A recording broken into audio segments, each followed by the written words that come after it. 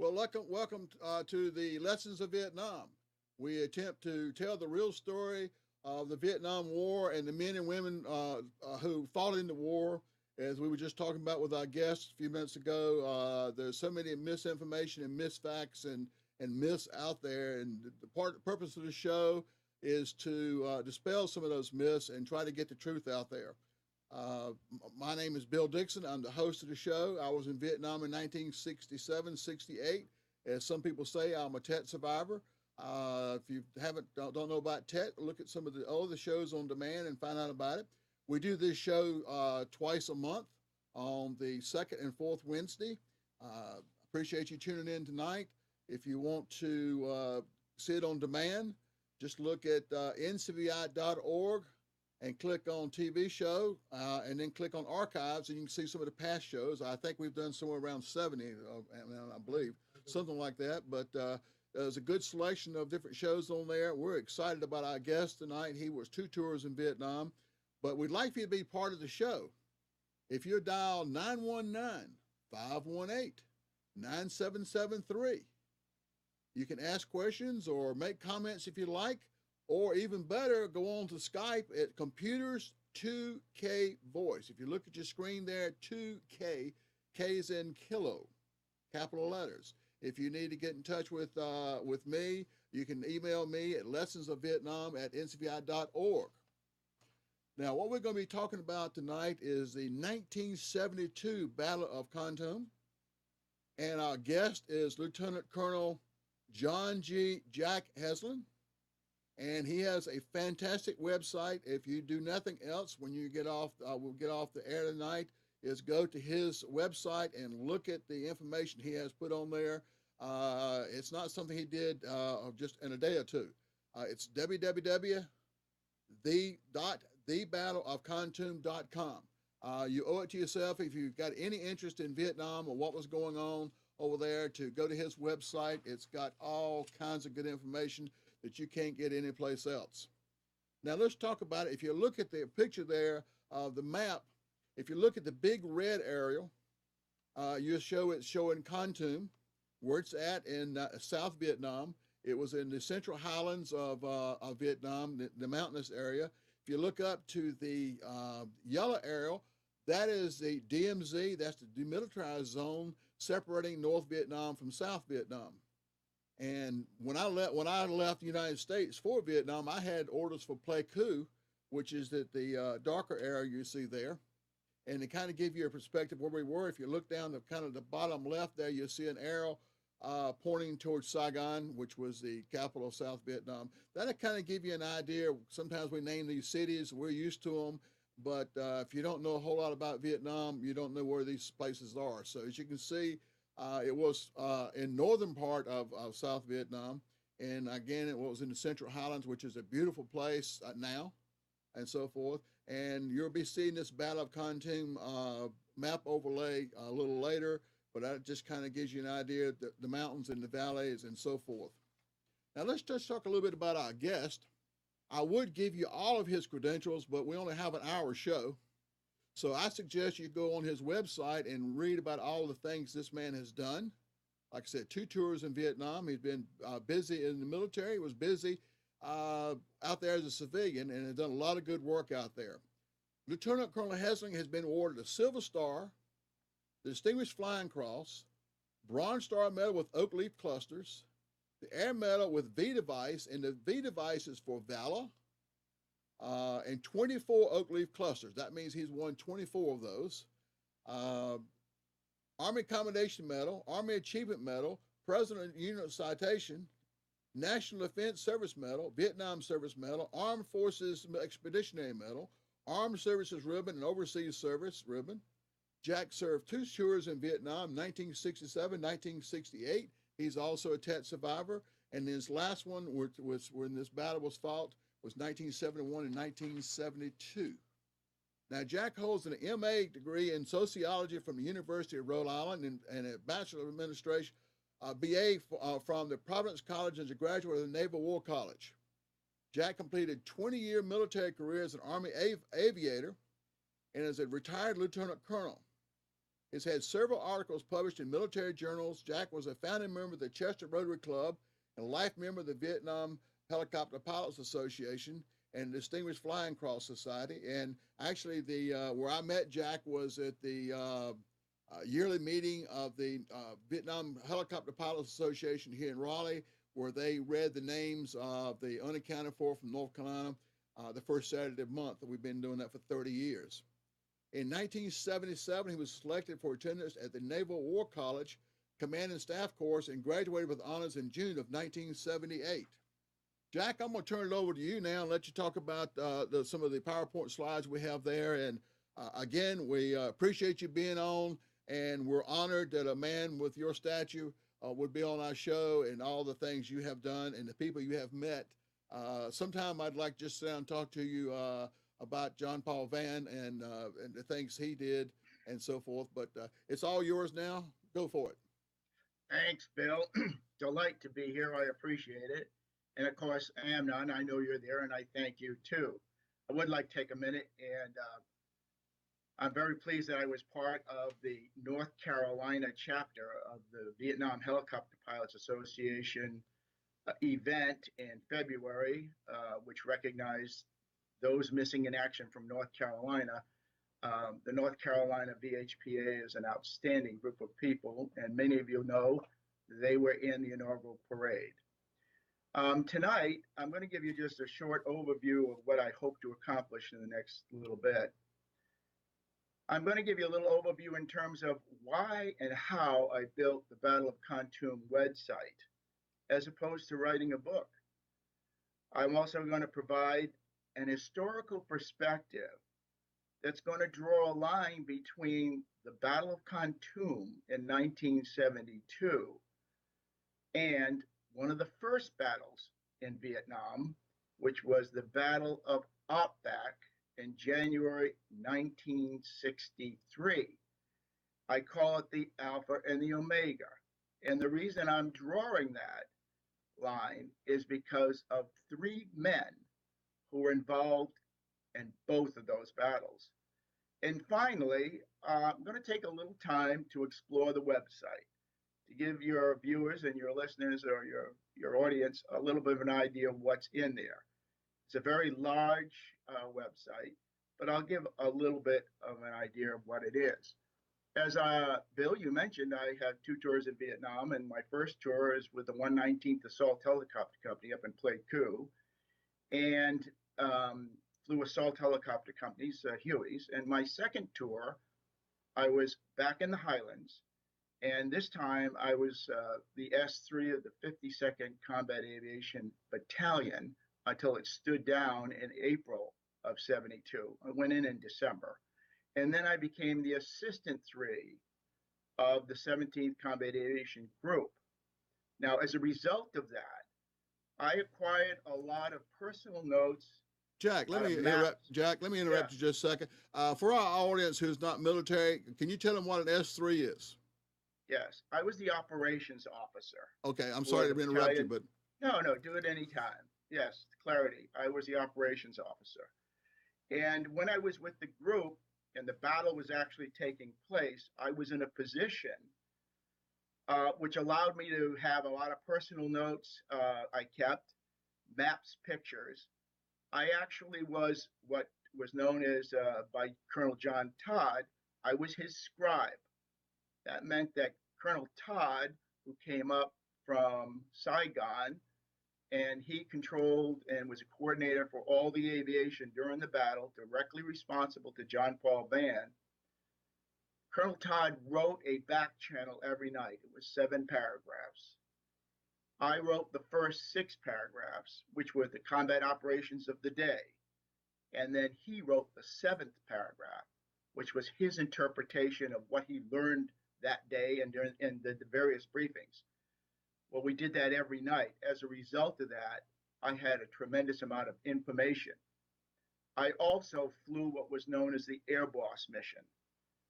During the battle, it got very intense over the city of Kontum. So they launched an aircraft that every day would rotate, and that aircraft would control all aviation going into the battle area over the city of Kontum, all Army and Air, from the Air Force, everybody. Well, you flew that mission in an OH-58, and the only person you had on board with you was an enlisted man, and his only job was when you landed to get fuel, he jumped out and fueled you. But by flying that mission for quite a few days, I also picked up a lot of information. And in the end, I ended up becoming the briefing officer for the 17th Combat Aviation Group, which meant that any visitors that came in, and there were many, I would give them an overview of what happened in the battle, a step through of the various phases, and in some cases, I would offer to take them in my OH-58 out to the battle area, and some did, and we'd land at dead tanks, and they could crawl out and look at them. Some got a little excited because there was still artillery landing in the area. So that gives you a little background. I'll mention one other thing. Late summer, Neil Sheehan, who wrote Bright Shining Lie, he showed up to interview people and me because John Paul Vann had died in a helicopter crash on the 9th of June in the Kontum Pass, and I was probably the last one to hear his voice. So if we could go to the next slide. Okay. The Battle of Kontum website was launched on March 30th, 2002, which was the 30th anniversary of the Vietnam Easter Offensive or Spring Offensive. After all the years that had gone by, it has been my hope that some of the insights gained during this period will be of use to others and may provide a better understanding of the battle. The website on the Battle of Kontum is my effort to commemorate those few Americans who stayed and fought with the South Vietnamese, especially the aviators, who did extraordinary things in a battle most Americans never heard of. I want to also give special mention to the South Vietnamese soldiers and airmen who fought with great courage and honor in defense of their country. Thousands of these veterans now live in America with the scars and memories of a war that was lost. They suffer in silence. It is important to remember they had no DEROs, and in 1972, they did most of the fighting and most of the dying.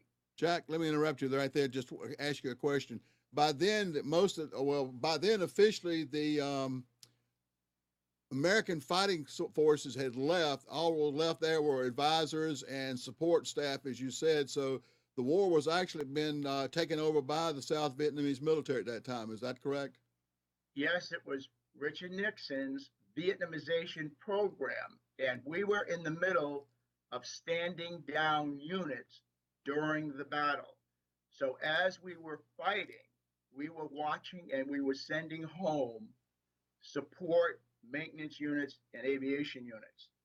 And in fact, we kept 2 CAV troops by redesignating them provisional troops. We kept the equipment and the men. I think it was probably done illegally. That's all we had. Okay, I want to make sure that people understood that this battle was mostly fought by the South Vietnamese soldier, which is sometimes looked on not exactly the best.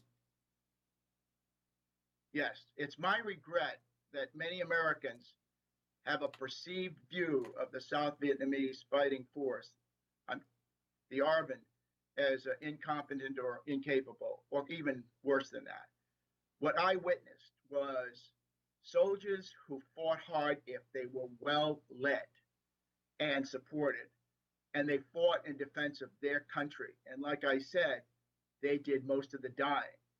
In the Battle of Kontum, it was estimated more than 16,000 NVA troops died, and more than 4,000 South Vietnamese troops died. The website would not have been possible without the dedication and hard work of my friend and webmaster, Mr. George Williams. It still amazes me to see what he has done while I was the content person. He was the technician who actually built the website, and he did it all with a dial-up connection from his own computer. Next slide, please.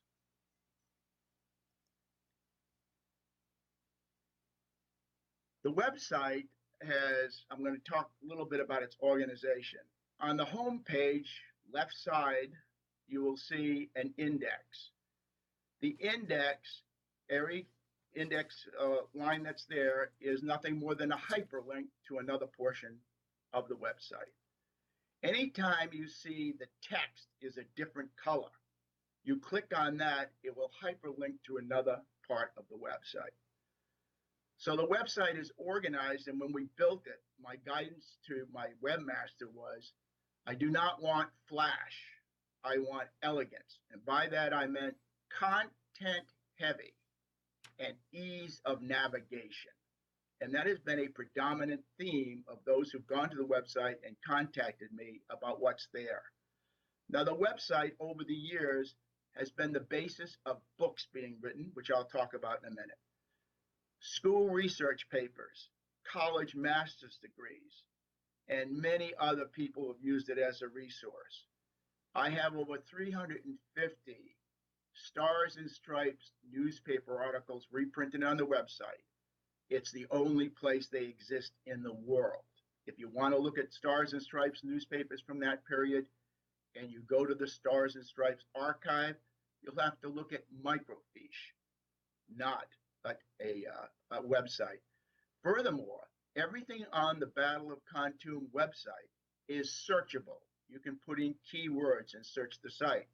When you go to the Stars and Stripes, you can search the entire inventory of articles on the website. It has also been used by other websites, and most notably by a North Carolinian, Bob Crothers, who was an Air Force FAC during the Battle of Anlak. He wrote his Battle of Anlak website, based it on my website. Next slide, please. My friend, Tom McKenna, author of the book Kontum, The Battle to Save South Vietnam, used my website as a source for his book. Tom was a senior advisor for the 44th Regiment of the 23rd ARVN Division during the Battle of Kontum. His book was reviewed in the VHPA Aviator magazine by John Penny. It's also available on Amazon Books. I know it's gone into at least 2 publications, reprints. Next slide, please. This is another book from a friend of mine, and it was in part based on the Battle of Kontum website. This book was written by my good friend Bill Reeder. Bill served with the 361st Aerial Weapons Company during the Battle of Kontum. He was a Cobra pilot and a platoon leader. He made a significant contribution to the success of the battle. I know Bill personally, I know what he did. It was extraordinary, him and his fellow aviators. His personal story of survival after being shot down near the Ben Hat border camp is an amazing story at many levels. I strongly recommend this book to anyone interested in a warrior's journey as a POW. And by the way, he had a broken back during that journey to Hanoi. Next slide, please. John Paul Vann, bigger than life, Lieutenant Colonel John Paul Vann, was the senior advisor of the ARVN 7th Infantry Division in late 1962 and early 1963. The 7th Division had been very successful in defeating the Viet Cong forces in the area south and west of Saigon. The combination of U.S. Army helicopters providing rapid mobility for the ARVN forces and the presence of the new M113 armored personnel carriers proved overwhelming for the Viet Cong forces, and they could not stand against them. In most engagements, the VC quickly broke and ran, and were then destroyed easily by the pursuing ARVN forces. It was a successful tactic, and John Vann was there and part of it. Later, during the Battle of Kontum in 1972, Mr. John Vann was a bigger-than-life man whose courage during the battle was unequaled, and who, as the only civilian in our history to command troops in combat, was the single individual most responsible for the successful defense of Kontum because of his ability to request and get massive B-52 strikes in support of the armed forces. He became known by those working closely with him as Mr. B-52 because of the way he was able to get multiple sorties and personally could control the target boxes with devastating effect. I can't stress that enough. Most people don't know what an arc light strike was, a B-52. Typically, they came in cells of 3 aircraft. They flew in at 25,000 feet. You never heard them, you never saw them. But they would lay down a carpet of bombs, 750-pound, 500-pound bombs that would be a half a kilometer wide and at least a kilometer long. And it would absolutely eviscerate anything underneath that carpet. They were extremely effective and a very effective weapon system for us. Next slide, please. In 1963, Captain Ly Tong Ba was the commander of an armored unit of the new M113 armored personnel carriers assigned in support of the 7th Armored Division. In that capacity, he knew Lieutenant Colonel Vann, and Vann knew him. Captain Ba was among the first to be trained in the use of the 113s. Because of the political interest, both American and Vietnamese, in these new 113s, these vehicles, they were pressed into service before there was enough time to fully train the crews in the equipment and the tactics. Because they could traverse rice paddies quickly, they were seen as a critical weapon system against the VC. However, from the beginning, Captain Ba had asked the American advisors if they could get metal shields to protect the 50 caliber gunner, who was also the vehicle commander. These commander gunners were completely exposed on the top of the vehicle to enemy small arms fire. He was told by a senior Army officer that the shields were not necessary if he attacked more aggressively.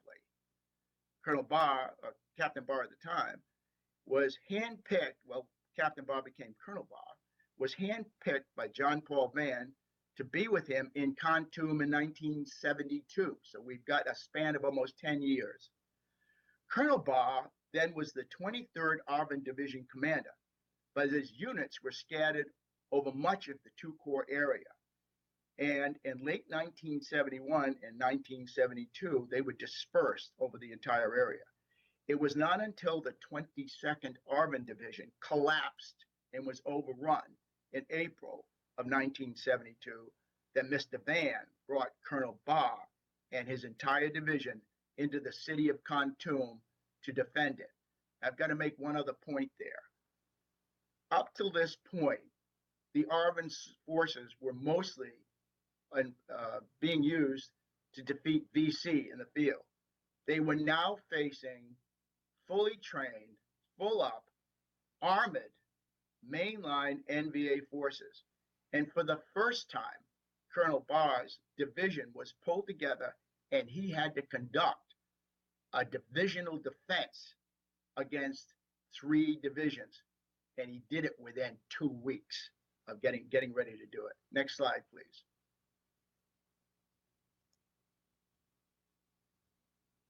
General Ba had an extraordinary military career and life by any measure.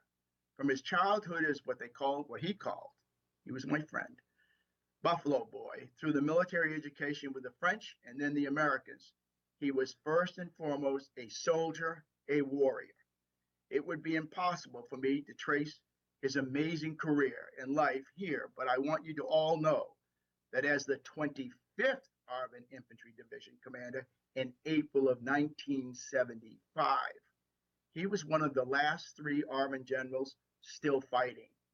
He made his last stand just north of Saigon at Kuchi. 3 days before he was overrun, he went to an old friend in Saigon, an American senior officer, and asked if he could get help getting his family out of Saigon. His request was denied because his friend was too busy to help him. General Ba called his wife and told her that she was on her own and she could not wait for him. She must get herself and the family out of the country. General Ba then drove back to the front and fought the overwhelming NVA forces for 3 more days until he was defeated and captured. That 3 days in April gave many Americans their last chance to get out before the NVA invaded Saigon. General Ba's wife spent everything she had to pay for seats on a boat to take her and the family out. She paid extra money to have the captain of the boat return to try and find General Ba several days later. By then, General Ba was captured and he began an almost 13-year saga of captivity, pain, suffering, and death for many of his friends. Before his death in 2015, he was still fighting for the free Vietnamese expatriates throughout the world. I salute you, General Ba, my friend, my hero. Next slide, please. For those of you that would like to know more about General Ba, Neil Sheehan tells some of General Ba's story in his book, After the War Was Over, starting on page 109. In the book, Neil Sheehan acknowledges General Ba, he was a fighter, and I quote, who was not corrupt. Ba was one of those generals that was not corrupt. Next slide, please. This slide shows a picture of General Ba with me and Bill Bricker in my home in North Carolina as Bill and I present him a little plaque honoring him and thanking him for what he did. Bill Bricker was the Deputy Division Commander Advisor during the Battle of Kontum in 1972. He lives in Georgia. Next slide, please. So I want to talk a little bit about historical perspective. Now, I've talked about 2 important people, that is Ba and Vann. And when we look at this perspective, I call it the Alpha and the Omega.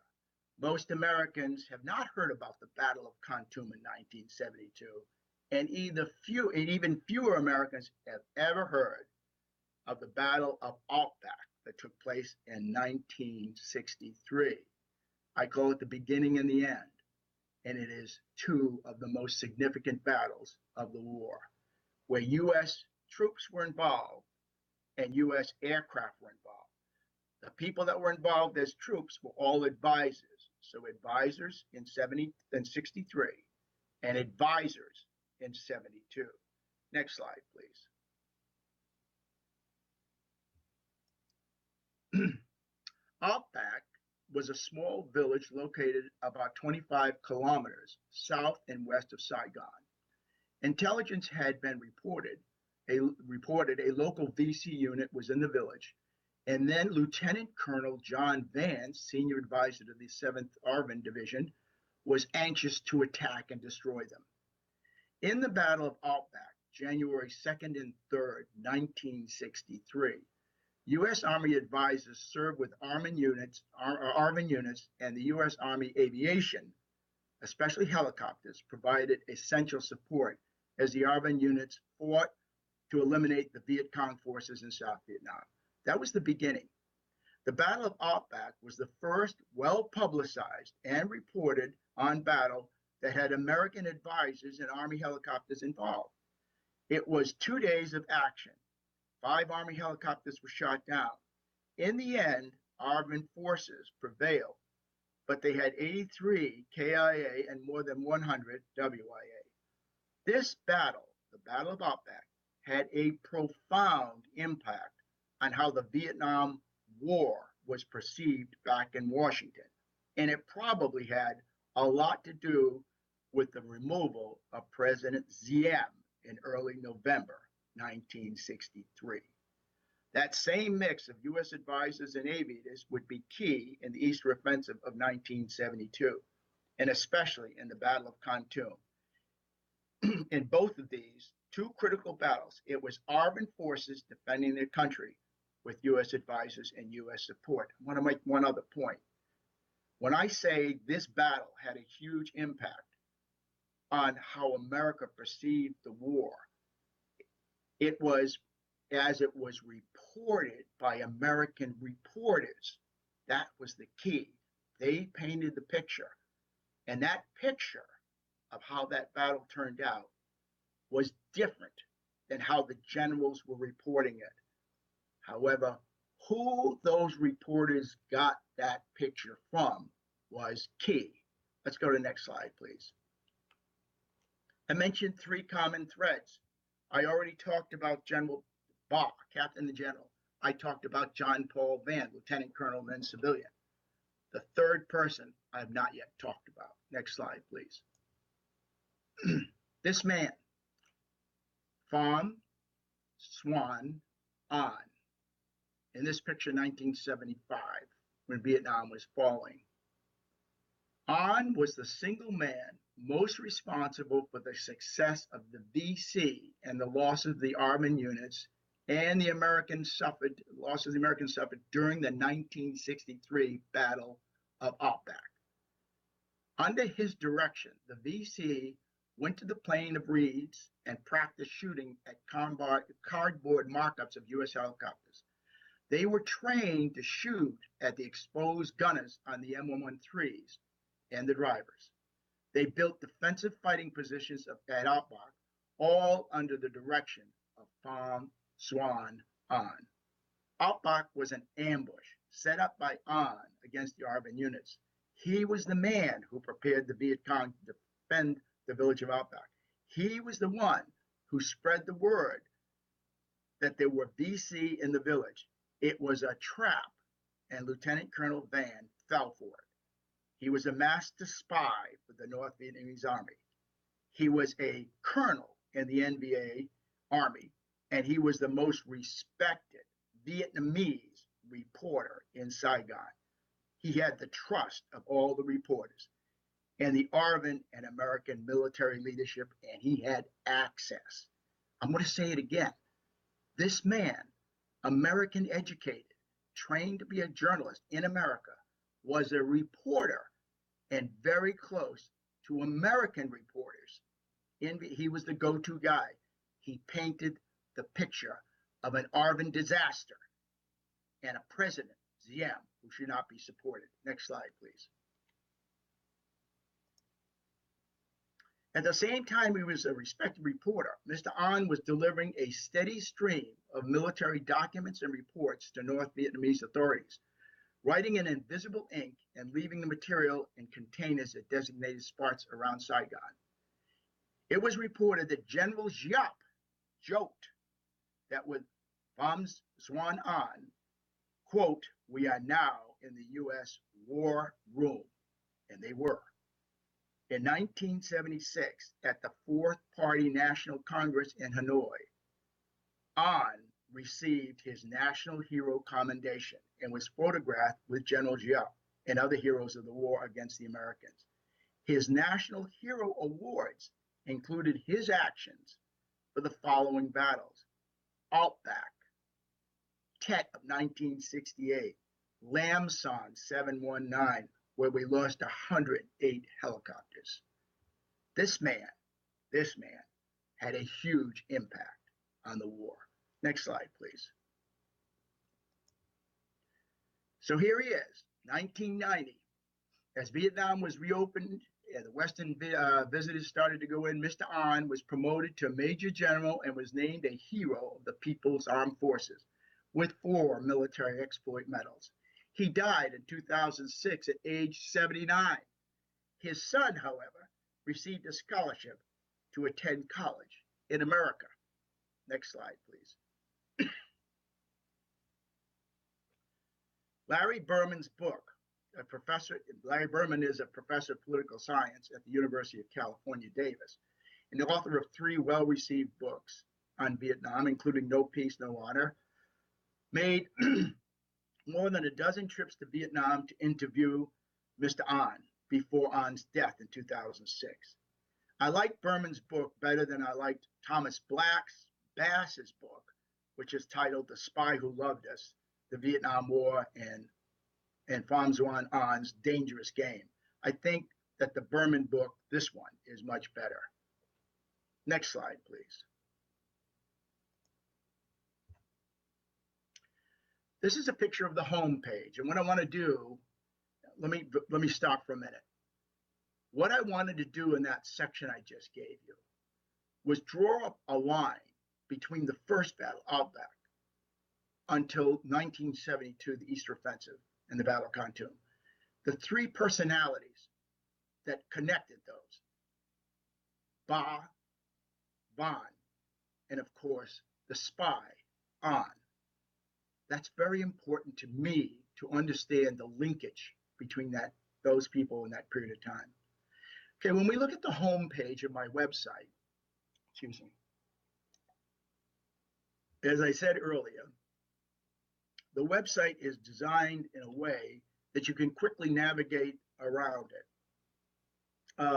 And you'll look at the index and you'll see that there are opportunities to examine the battle in detail with an introduction in the battle area. And by the way, in Bill's first slide, when he showed my overview or my overlay of the battle area in Kontum, to give you a perspective on that battle area was about 40 miles wide and about 60 miles long.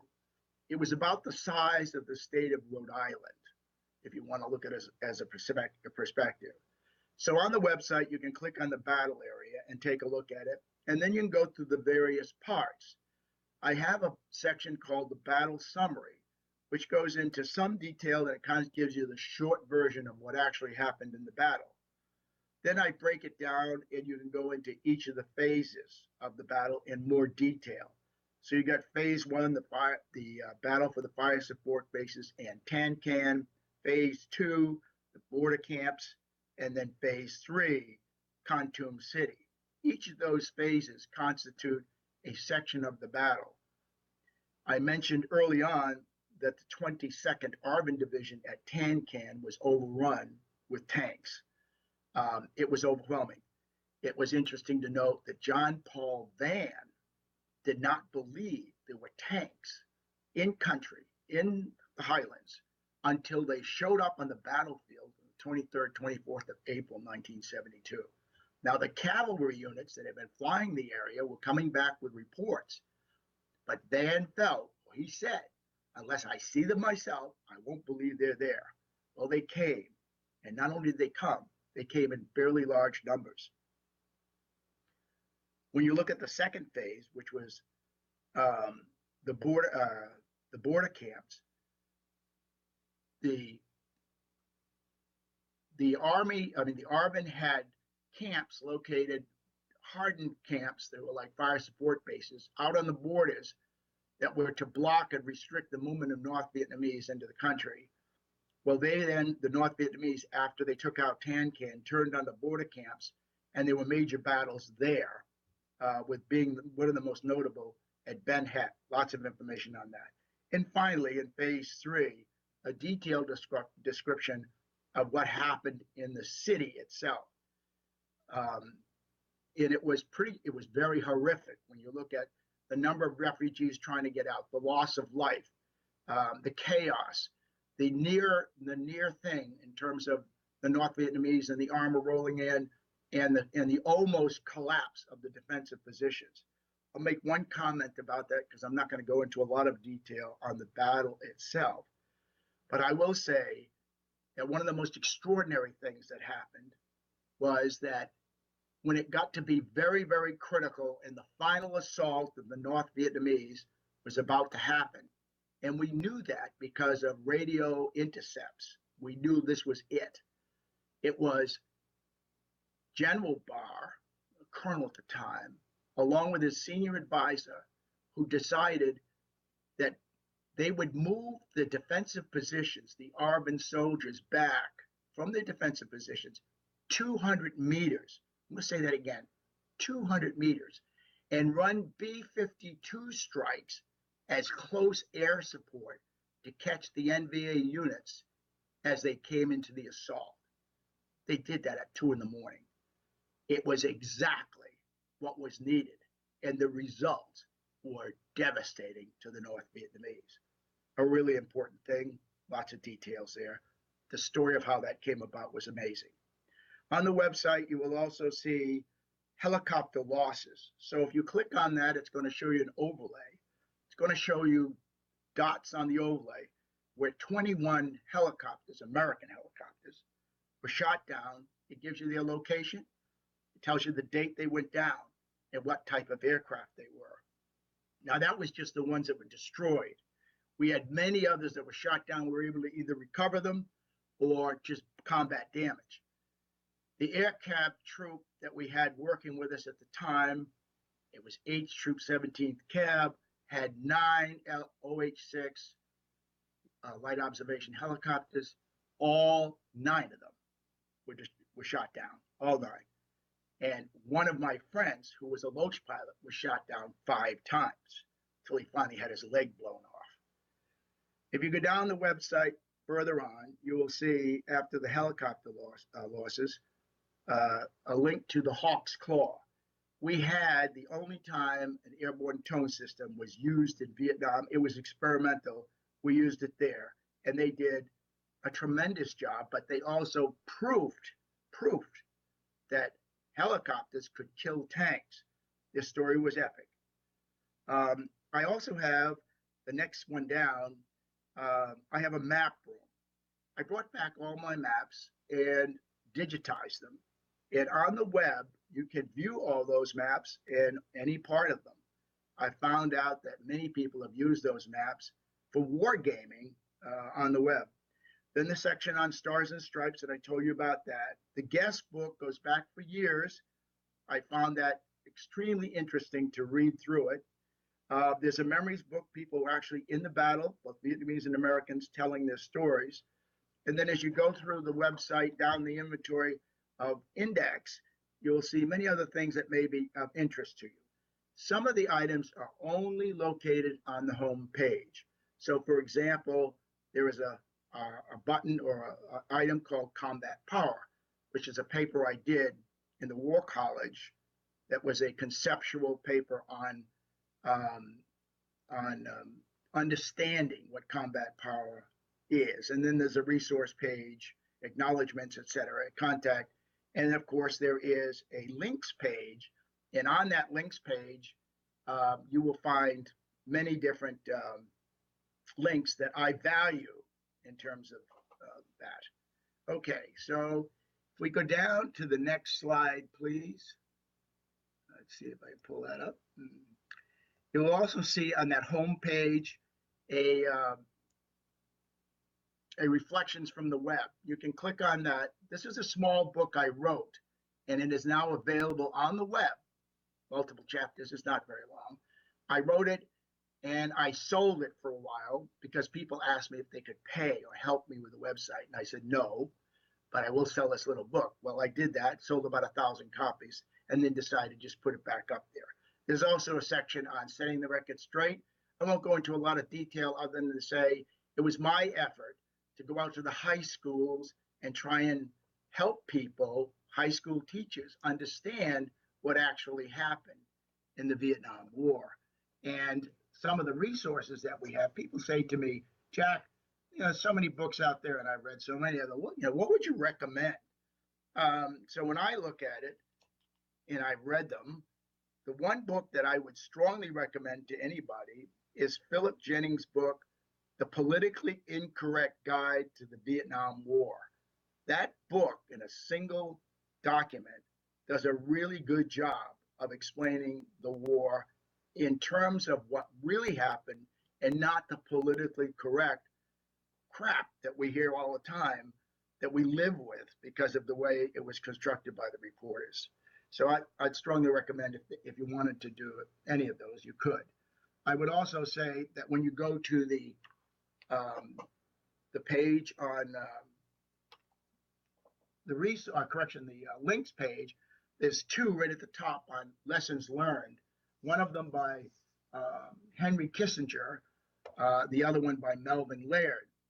They're worth your time to read. The Henry Kissinger piece was a 5-page memo he did for Jerry Ford, never used it.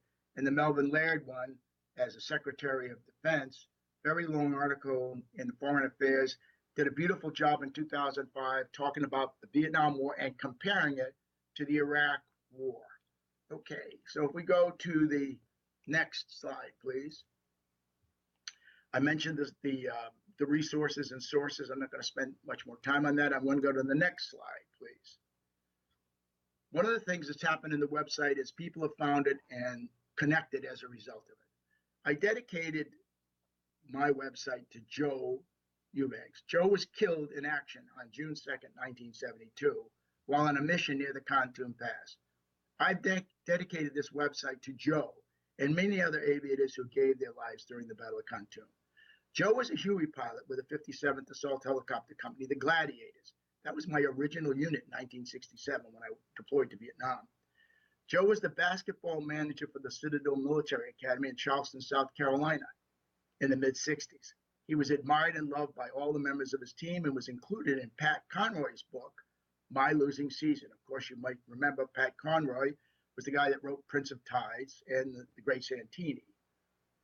The team alumni rebuilt the basketball team locker room, and they dedicated the renovated facilities to Joe. In fact, they used that picture you're looking at as a model for his the bronze picture they made. Joe's crew chief was a man named Dave Millard, who had this to say about Joe. After 30 years, I still can close my eyes and see Joe like he just landed, and he just handed me the logbook as he walked down the apron. Some great men are immortalized in print or art. The greatest are held forever in the hearts of their friends and brothers in arms. Now let's go to the next slide. When Joe was shot down on the 2nd of June, 1972, on that aircraft with him was Ray Hall, the man on the left. Ray was burned over more than 50% of his body, but he survived. The man on the right is Jack Finch. Both of these are friends of mine. And in 1972, he was a captain and a G3 advisor on the staff of the 23rd ARVN Division during the Battle of Kontum. Ray and Jack were friends, and on the 2nd of June, 1972, Ray took Jack's place on Joe Eubanks' Huey because Jack was sick. For more than 30 years, Jack looked for Ray Hall, not knowing if he was alive or dead. Through the Battle of Kontum website, they were put in contact with each other and finally met. It was a tearful reunion, with Jack saying how sorry he was that Ray had taken his place that day, and Ray saying there was no need to be sorry, and that he had a good life as he held Jack with the claws that were all that he had left for hands. So that incident, the death of Joe Eubanks, created a number of threads. Next slide, please.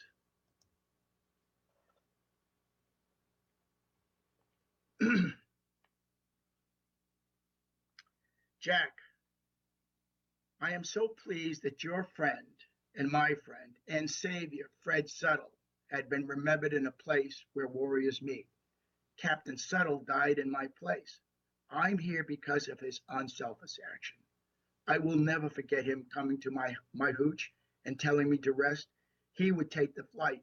If I remember correctly, it had been 27 straight days of 16-hour days. I was overtired and he knew it. As I said, I'm here because of him. A couple of years ago, I took my son to the wall, not only to see it, but to specifically to see, touch, and connect with the hero who saved his dad's life. Thanks, Fred. And thank you, Jack, for telling the story. Fred Settle was a CAV XO. And when Joe Eubanks was shot down, and by the way, he burned up in the aircraft, Fred tried to go in and save him. Fred took a 51 caliber in the gut and killed him. And that story of Fred Suttle made the connection with Mr. Hickman, and they got that through the website. The last slide I'll mention is this slide. I've said we've had hundreds of emails, thousands of emails, and many entries in the website. Last one is this: Jack, while idling away the computer today, I did a search of my name to see what evidence might have been out there left to travel through the web. Imagine my surprise when I found the link to the May 23rd, 1972 newspaper article, "Flyers Keep on Trucking Over Highway 14" on your website, the Battle of Kontum. There I was, 31 years ago, frozen in time.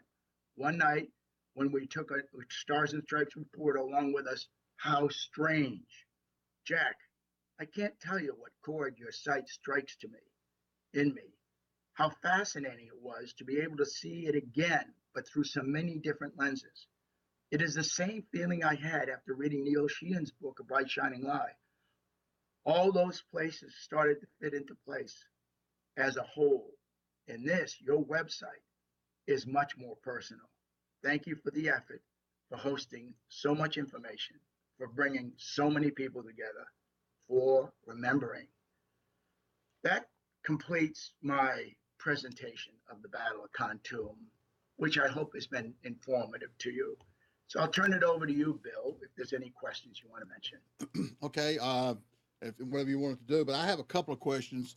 Kontum was Kontum province, which is kind of like a state, and then you had Kontum city. How was the military camp? Was it next to Kontum city, or how were the two, or did you fight in the city itself? Okay. Remember I said the battle area was about the size of the state of Rhode Island? Yeah, 40 by 60. All right. And when the battle began in March, the official start was the 30th of March, the NBA attacked about 40 miles, maybe 30 miles north of Kontum City, in Kontum Province, at a place called Tancan, which was the forward headquarters for the 22nd ARVN Division. And they overran it. So the battle started, and ARVN units that were located in fire support bases and in positions forward of the city were engaged by the enemy. The NBA then attacked through the ARVN units, and there were battles all along the way until they finally, the ARVN units, and it was the 23rd ARVN that relocated into Kontum City because the 22nd was totally overrun. It finally became a battle for just the city. So in the final days of the battle, and I would say pretty much the month of May and into June, it was all in the city of Kontum, the capital city of the province of Kontum. So they were fighting door to door, somewhat like Tet Offensive of '68 in Way. Yes, in fact, it was, except the NVA brought tanks into the city. And in fact, those tanks were all over the place in the city, and they represented a huge threat to the ARVN soldiers. I will say this, that once the ARVN soldiers learned that they could kill a tank with an M72 law, it was amazing how many tanks then got hit by M72 laws. The principal weapon system we used to kill tanks was the airborne tow system. We also had 3 Jeep-mounted tow systems, which were all very secret. They were flown in, and they were there only as a last resource if needed. But the airborne tow system was the most effective at killing tanks. Now, once the ARVN could get confidence that they could kill tanks with the M72, I went down and looked at tank hulls, Bill, and I brought visitors in. I mean, I landed friction down, crawled all over tank hulls, and there were all kinds of holes in them from M72 laws. I even found a 2x4 with 4 M72 laws nailed to it so that the operator could fire all 4 of them at the same time. Yeah, the Vietnamese people are very inventive out there.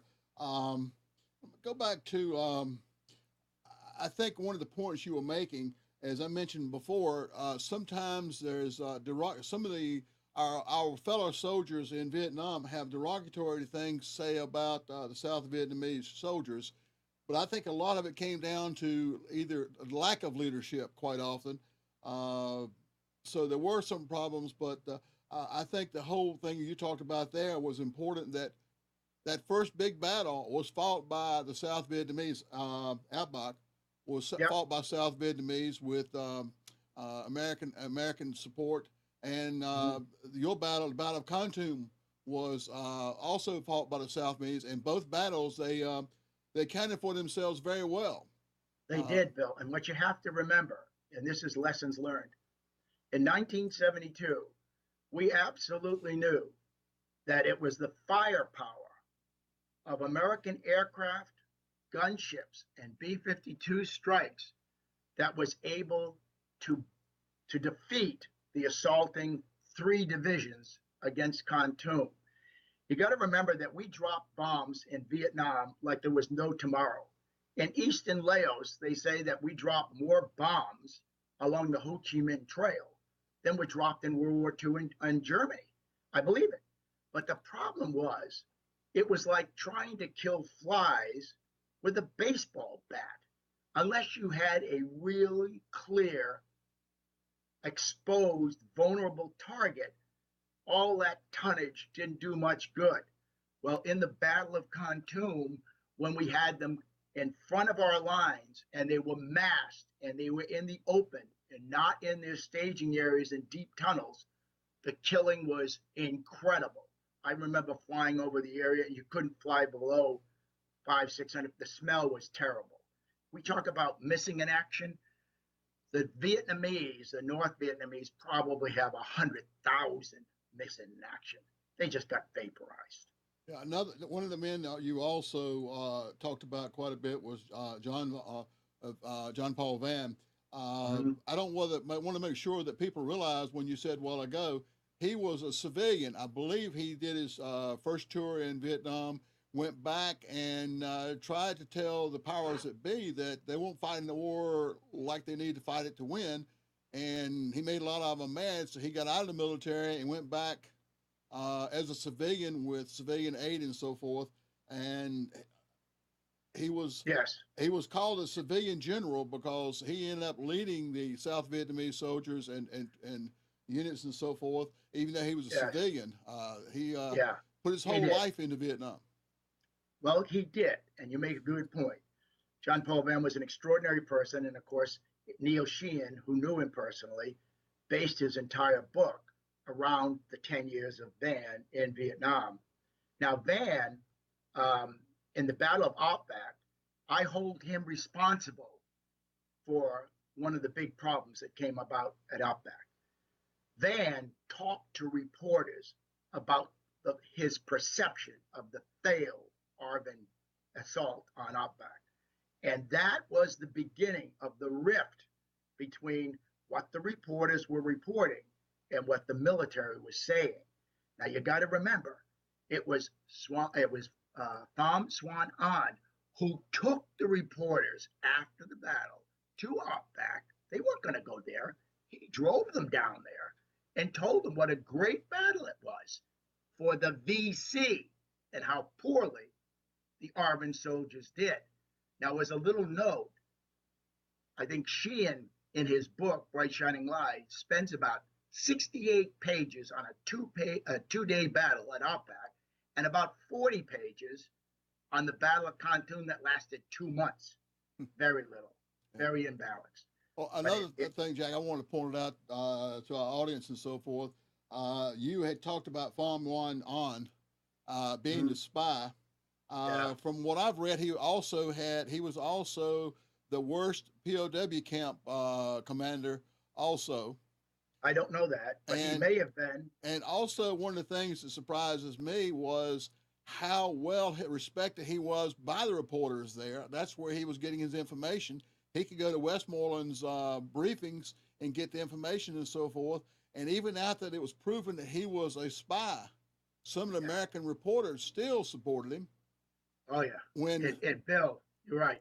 and when It was Saigon fell, astounding. Jack, he was, if I remember correctly, he was the division manager for either Time or Newsweek. The day Saigon failed, he was still sending reports to Yes. American media from Vietnam right up into the day. Yes. It's kind of crazy how he was not caught.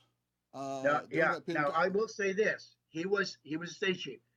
The Vietnamese, the ARVN, the Vietnamese knew there was a spy. There were several spies in the ARVN hierarchy. There were spies. Nobody knew about An. And I talked to General Ba. I told you General Ba was my friend. I had him here with me in North Carolina in my home. I talked to him a lot about his life and the battle, the history of the war, endless details. He knew An. He knew An. It was only after the fact that they found out he was a spy. But you got to remember his role, that is An's. Because we were so successful initially in Vietnam, and the military was, we lost the war on the streets of America. And how did we do that? Because the story that was told to the American people was told to them by reporters who had been duped by a spy.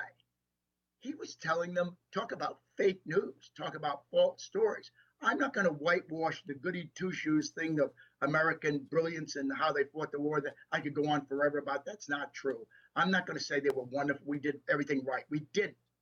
But we were fighting against a different kind of war, where the rear area, America, was being assaulted with a psychological battle of undermining what we were trying to do and defeat us on the streets of America. In my view, this was the first war, and I'm just telling you, Bill, that I believe the American press was weaponized by the enemy to help them. And it had an incredible impact, as you know. Yeah. Well, Jack, I want to point out to our audience and so forth, there was a lot of information Jack put out tonight, and there's even more information if you go to that website.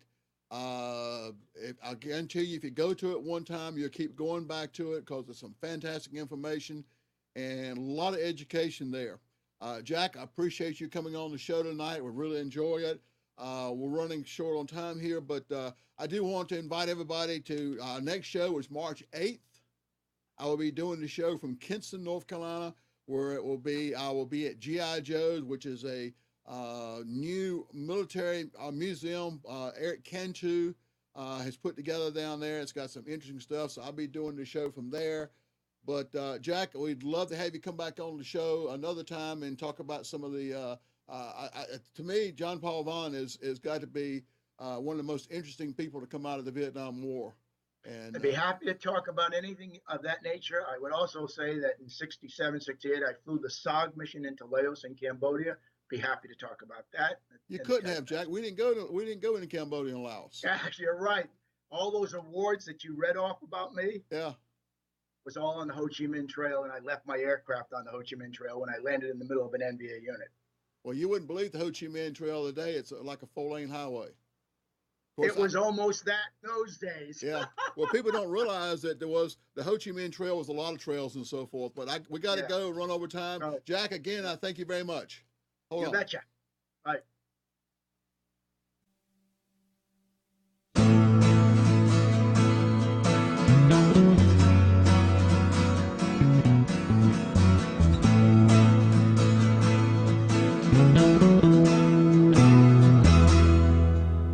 You're tuned to the Nissan Communications Network. If you tuned in too late, you can always watch each program in its entirety or download an MP3 audio file of it in the archives section on nissancommunications.com. Don't forget to subscribe to our YouTube channel, follow us on Twitter, and like us on Facebook. Sponsored by Atomos.com, makers of quality video recorders and converters, CarolinaApparel.com, and DeltaForce.net.